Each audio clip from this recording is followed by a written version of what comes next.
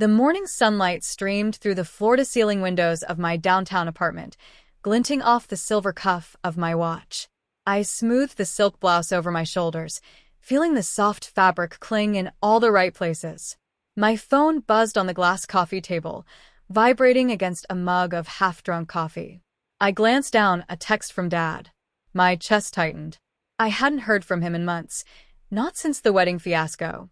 The one where he had announced, loud enough for everyone to hear, that he paid for my wedding because the groom was poor. The words still made me wince, even now, years later.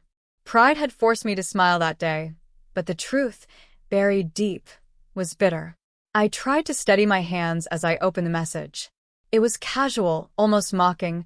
Check your account. You might be surprised. My mind raced. Surprise? After everything, after all the humiliation? I let out a bitter laugh, the sound echoing in my minimalist apartment, rich with expensive art and untouched mementos of a life I'd built quietly. I ran a hand over the smooth surface of the coffee table, feeling the cool glass under my fingers. Memories of that day hit me, the whispers at the wedding, the stifled embarrassment, the forced smiles. And yet here I was, fully in control of my life, a woman no one expected to rise from the chaos. The irony wasn't lost on me. I was powerful now, composed, independent, but there was still a story Dad didn't know, a truth waiting for the right moment to be revealed. And judging by this text, maybe that moment had arrived. I remember that day like it was etched into my skin. The sun had barely risen, but the tension in my parents' living room was already suffocating. I was 26, in a simple cream dress, my hands trembling slightly as I tried to keep my composure. Dad sat at the head of the table, his eyes sharp and calculating, while Mom hovered nervously, fidgeting with her pearl necklace. And then he said it, loud enough for the neighbors to hear through the open windows. I paid for this wedding because the groom's family couldn't afford it. You should be grateful. The words crashed into me like a wave, leaving me gasping. Grateful? I stared at him, my throat tight, my pulse hammering. How could he reduce my marriage, the start of my life, the man I loved, to a charity case? My hands shook as I gripped the edge of the table, nails digging into the polished wood. I wanted to scream, to throw something, to shatter every ounce of pride that still clung to me, but I forced a smile instead. My mother's eyes glistened, a mixture of fear and disappointment, and my father looked smug, satisfied with the spectacle he'd created. It was humiliation wrapped in generosity, and it cut deeper than any insult I had ever endured. Later that evening, I retreated to my childhood bedroom, the one with the floral wallpaper my grandmother had insisted on keeping. I sank onto the bed, burying my face in the embroidered pillow she had sewn for me years ago. It was soft and familiar, a small comfort amid the storm. And that's when I remembered her words, whispered to me during my last visit. Honey, wealth isn't just money. Strength, independence, and self-respect, that's the fortune they can't take from you. I held on to that thought like a lifeline. It was more than advice, it was a promise to myself. I would not let their judgment define me. I would not stay shackled by their perception of worth. That night, I made a decision. I would leave the house of comparison, of condescension, of charity disguised as love. I would carve my own path, even if it meant walking it alone. The first step was terrifying, exhilarating, and liberating all at once. I packed a small bag, kissed the pillow my grandmother had made me, and whispered, I'll show you who I really am. Leaving home wasn't just a physical act, it was a statement of intent. I moved into a small studio apartment in Boston, the kind with creaking floors and too-thin walls, but it was mine. That first night, I unpacked my grandmother's pillow, placing it on the narrow bed, and for the first time in years, I felt a quiet sense of control over my life. I didn't have much money, but I had a plan, and I clung to it like a lifeline. I found work as an assistant at a small marketing firm, the kind that smelled faintly of coffee and ambition. My boss, a woman named Caroline, recognized something in me that I hadn't fully acknowledged myself: resilience. You have tenacity, she said one morning, looking at me over her latte. Tenacity like that doesn't come cheap. Don't waste it. Those words became my mantra. Long nights blurred into early mornings. I taught myself skills from online courses, worked weekends on freelance projects, and slowly built a network of people who respected my talent, not my last name. The first major win, a marketing pitch for a regional boutique chain, felt surreal. I still remember the adrenaline, the clatter of the coffee cups in my hands as I stepped into that client meeting, my heart thundering, knowing that success was finally within reach. There were setbacks, too. Proposals rejected, harsh critiques, nights when I cried into the cheap cotton sheets of my apartment, feeling like I'd never rise above the shadow of my family's condescension. But each failure was a lesson. I learned to negotiate, to strategize, to trust my instincts. Slowly, deliberately, I began to amass not just a career but autonomy, a financial independence that was mine alone. By the time I turned 30, I had a portfolio that spoke louder than any words could. A boutique branding agency I'd started in my apartment had grown into a small, thriving company. I rented a loft in the city, walls lined with original art I could finally afford, plants that thrived under my care, and books stacked in deliberate chaos. Every detail was intentional, a statement of who I had become. And yet, I told no one from home. Social media posts were modest, carefully curated. Phone calls home were brief, casual, almost evasive. I wanted them to think I was surviving, not thriving, because part of me wanted the reveal to land like a carefully aimed arrow.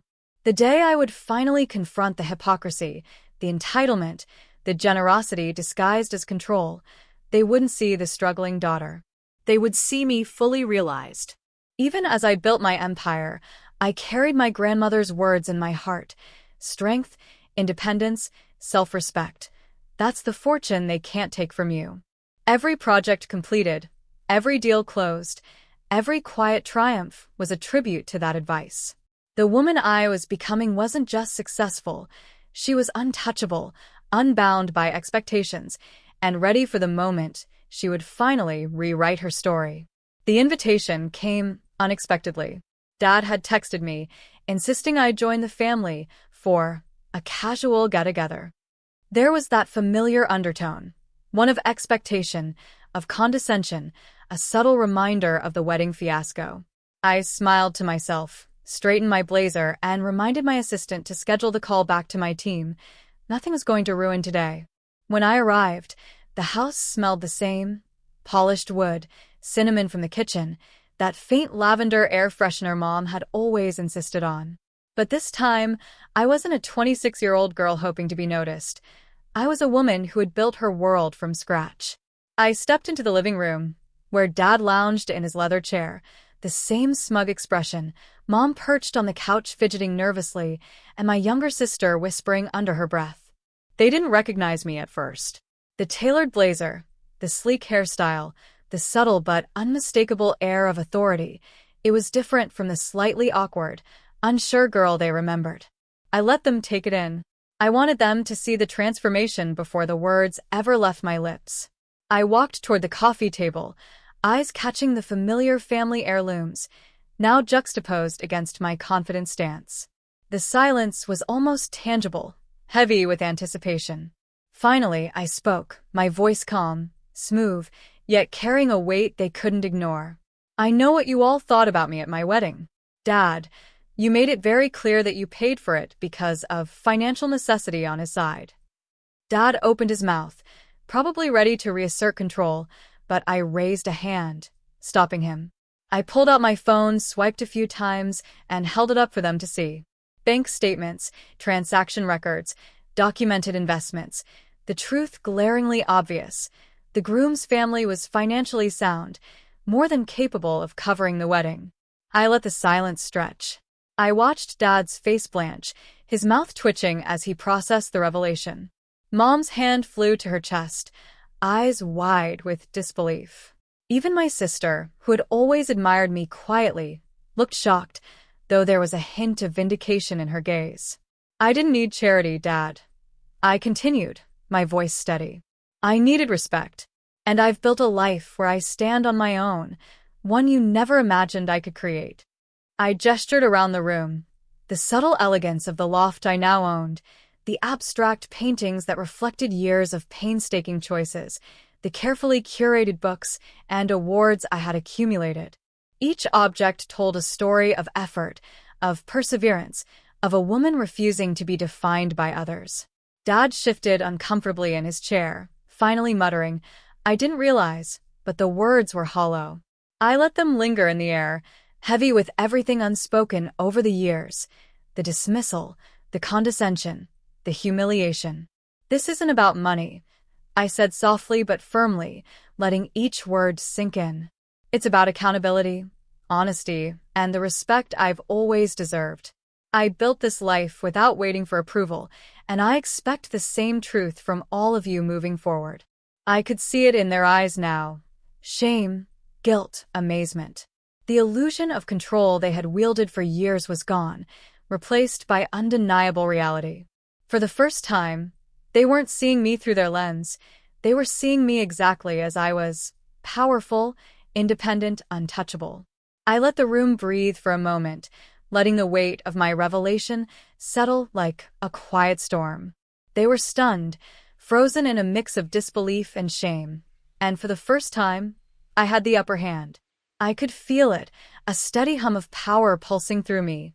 Not arrogance, but clarity. I sat down, letting my gaze sweep across each of them. Dad, still pale, trying to find words that didn't exist. Mom, fidgeting, finally aware that her passive compliance had allowed humiliation to flourish. And my sister, who now looked at me with quiet awe, finally seeing what resilience and self-respect could achieve. "I can help you," I said slowly, letting each word carry weight. "But there will be conditions. Conditions that matter, not just for you, but for me, and for the relationship we want to rebuild." Dad raised an eyebrow, hesitant, skeptical. I leaned forward, letting my voice remain calm but unwavering. "First, honesty. No more lies, no more half-truths about financial decisions, or any other manipulation. If you want to be part of my life, transparency is non-negotiable." Mom nodded slightly, and I continued. "Second, self-growth. Pursue your passions, Dad. Stop trying to control outcomes to feel important. Mom, stop measuring your worth through comparison and approval. I won't let old patterns dictate our family dynamic." I noticed the tension ease slightly in my sister's shoulders. She was listening. "Third, accountability," I said. "Mistakes happen, but they must be acknowledged. If you wrong me or others, you make amends. That's how respect grows." There was a pause, but I didn't falter. My tone softened slightly, showing that I wasn't punishing them. I was guiding them, like the mentor who had once guided me. "This isn't about revenge," I added. "It's about rewriting our story in a way that values dignity, effort, and honesty.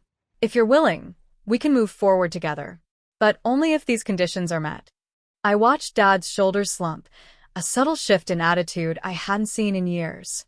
Mom blinked back tears, finally understanding that love without respect was hollow. And my sister, quietly inspired, began to see that boundaries didn't weaken family, they strengthened it. For the first time, I felt a sense of balance. The power dynamic that had always favored them had shifted. But I wielded it with care, not cruelty. Compassion was my tool, but so was firmness. I had learned that strength wasn't proving them wrong, it was showing them a better path, while standing unwaveringly in my truth. I leaned back in my chair, glancing around the room with a quiet satisfaction. I had taken control of my life, my story, and now, for the first time, my family could meet me where I stood, on equal footing, accountable and empowered. And that, more than anything, was the most satisfying victory I could imagine. Months passed, and the air between us began to shift.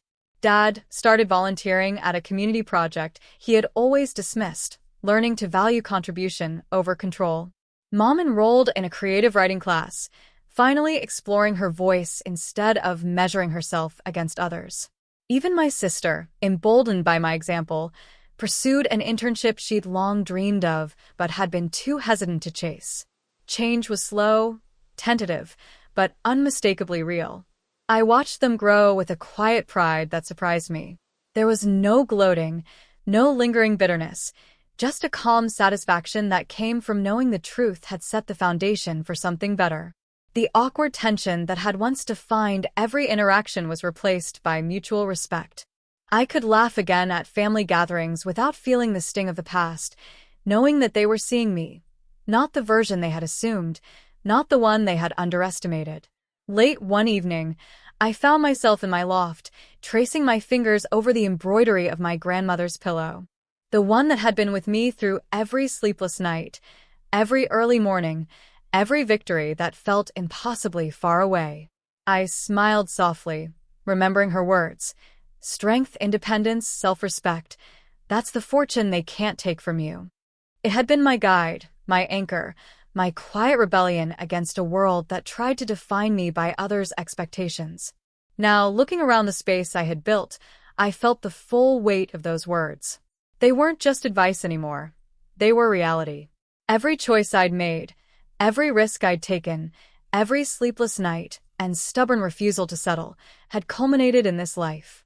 I poured myself a cup of coffee, the aroma filling the loft, and watched the city lights flicker below. The reflection of my own face in the window reminded me that I had become someone unshakable, someone who could love and guide, but who would never again be diminished. I knew the past would always be part of my story, but it no longer defined me. Instead, it fueled me, reminding me of how far I had come, how much I had endured, and the woman I had chosen to become. And in that quiet moment, I whispered to myself, the words rolling off my tongue with a sense of finality and grace. I am enough. I am powerful. And I am free. The journey wasn't just about proving them wrong. It was about proving to myself that I could rise, flourish, and embrace every part of my story with dignity. The fortune my grandmother spoke of had been mine all along. And now nothing could take it away. Bottom of form.